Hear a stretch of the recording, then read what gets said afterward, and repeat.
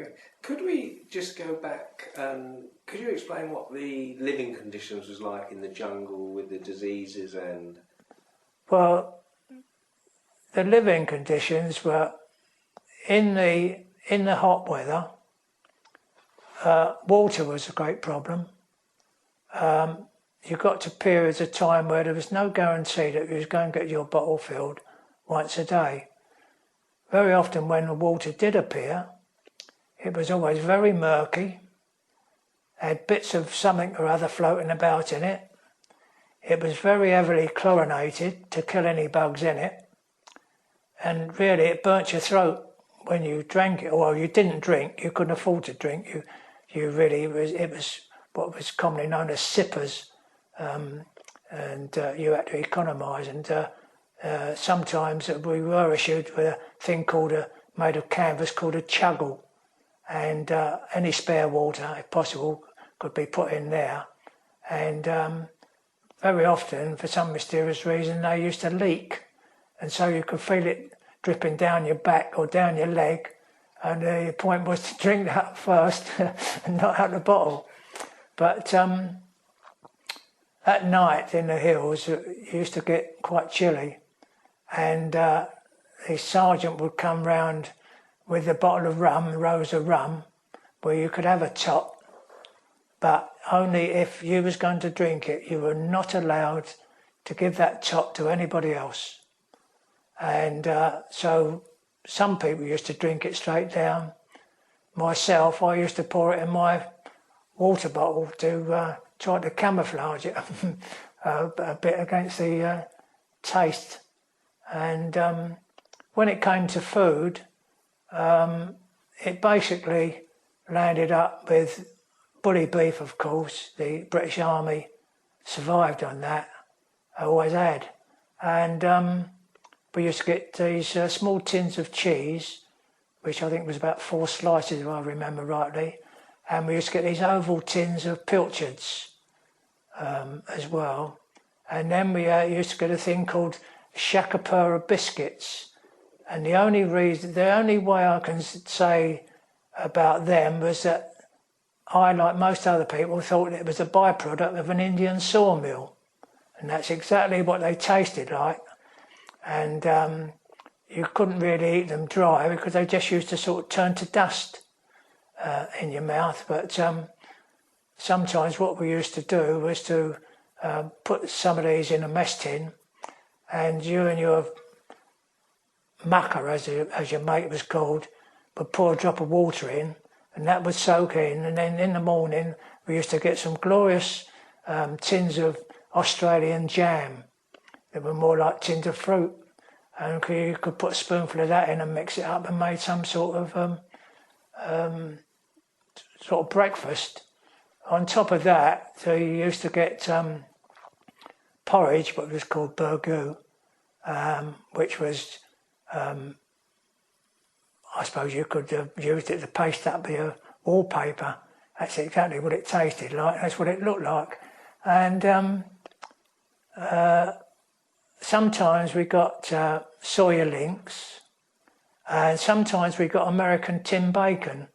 Now, when you opened the tin, it was all wrapped in paper, greaseproof paper, and it was basically fat with I think it was made for the infantry because it had a thin red line through it, which was the bacon.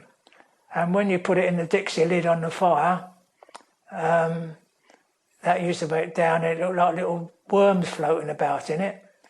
And if you were lucky enough for bread to come up, which was normally stale anyway, you could put that out and have fried bread, which made quite a treat. And sometimes the word went round that everybody thought it was Christmas because tin and McConaughey's used to come up, or M&V as it was called, meat and vegetable, which was a treat. Then we did have an improvement again. We had rations came up in tins, which I think was for a section for a day. And they used to have a few cigarettes in, as well as different types of food. They also used to have green camouflage toilet paper in, amongst other things. And then later we started getting big boxes. They're called Pacific Compo, they were called. They were much better, and one of the delights in those was the tins of Huntley and Palmer's fruit cake, which was a great favourite. And there were times when I can remember going out on patrol and we come back with a goat and we had fresh meat, and we hung it up by its back legs, and we had a butcher in the company who slid it down and all the gut dropped out into the hole, and we had fresh meat. But what surprised us was the natives locally, and they must have looked in, because when we started to move they were digging up the earth and getting all the gut out and washing it, at much to our amusement. But I suppose anything was better than nothing, you know. Leeches, yes, they were.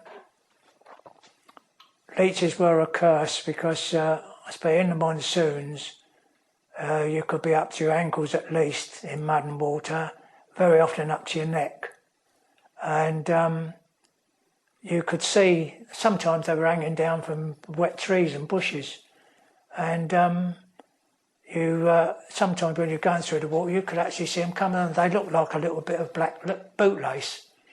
And you could see people sort of sweeping their arms to sweep them away. Not that it did much good because you couldn't see the ones under the water. And it was only when you came out onto dry land, you could strip off, and you could be responsible for your front, and one of the boys behind could be responsible for your back. This is where the cigarette smokers came in handy, because they could burn them off. I think in the early days, from what I was told, a lot of people, a lot of soldiers were so shocked at getting these on them, they were sweeping them off.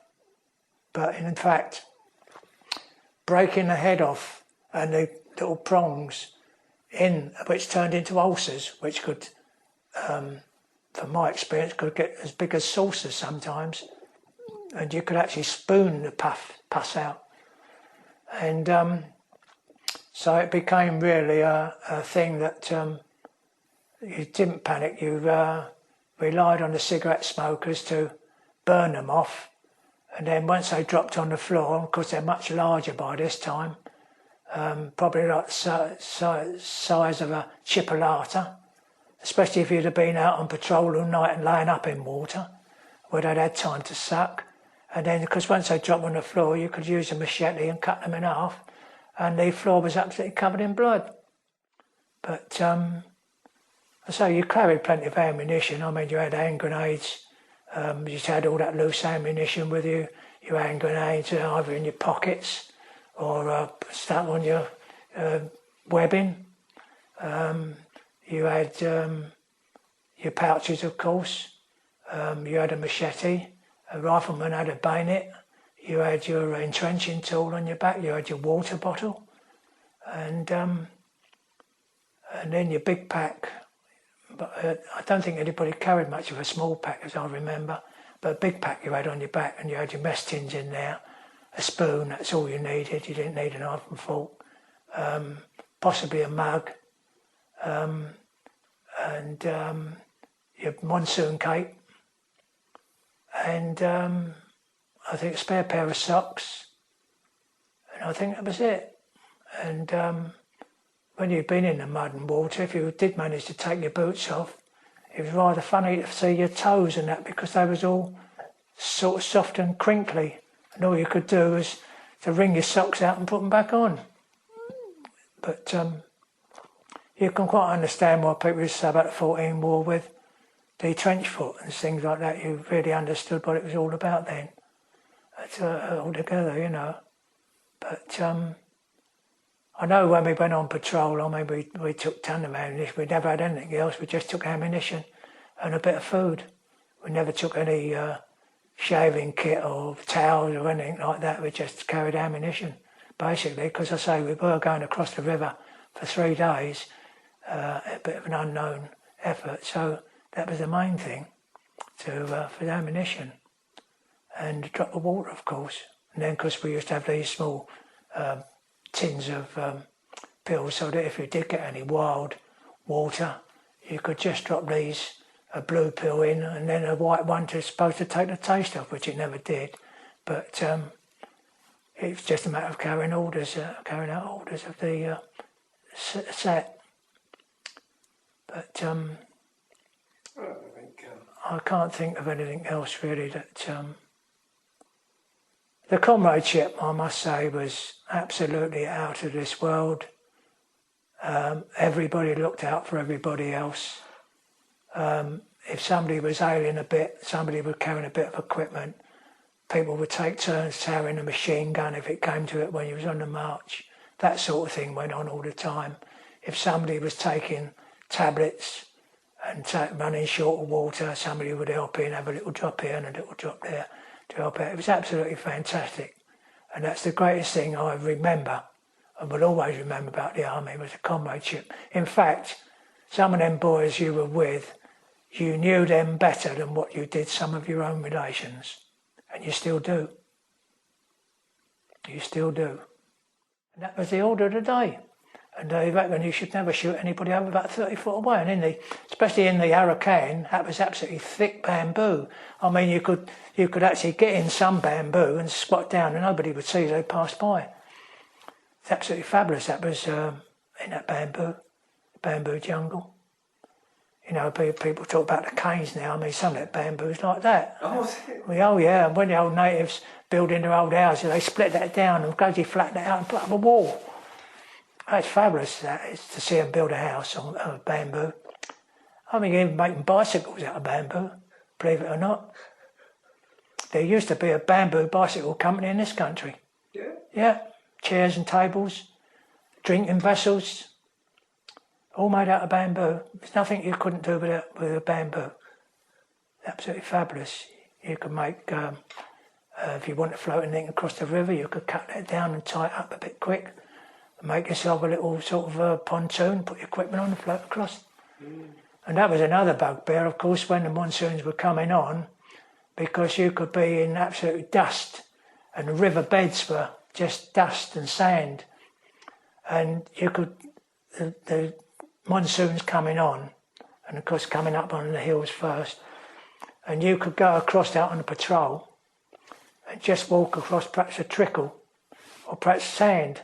Come back and a 6 foot deep raging torrent. You couldn't get back. That's how it was.